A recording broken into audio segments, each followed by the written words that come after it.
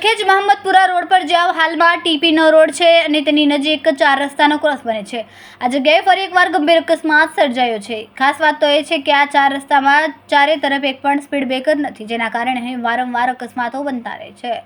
આજે પણ Maruti સુઝુકીની Brezza car અને કર્વ ઈવી ઇલેક્ટ્રિક કાર વચ્ચે જોરદાર ટક્કર થઈ। ટક્કર એટલી બધી વિકરાળ હતી કે કર્વ ઈવી કાર સીધી બ્રેઝાને ખૂણે ધકેલી દેવામાં આવી। બ્રેઝામાં સવાર 4 વયસ્ક અને 2 નાના બાળકોને ગંભીર ઇજાઓ થઈ। ખાસ કરીને બંને બાળકોની હાલત ગંભીર હોવાનું પ્રાથમિક તપાસમાં બહાર આવ્યું। તમામ ઇજાગ્રસ્તોને તાત્કાલિક સારવાર માટે સરસ્વતી હોસ્પિટલ બોબલ ખાતે લઈ જવામાં આવ્યા। કર્વ ઈવી કારમાં એક જ પુરુષ સવાર હતો, જેને માત્ર હળવી ઇજાઓ પહોંચી।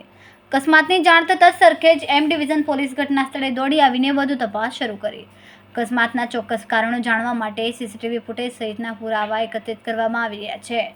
આવો એક પછી એક થતા અકસ્માતો સરખેજ મહમ્મદપુરા રોડ પરની સુરક્ષા અંગે મોટા પ્રશ્નો ઊભા કરે છે અને તંત્ર દ્વારા તાત્કાલિક પગલાંની જરૂરિયાત સ્પષ્ટ કરે છે।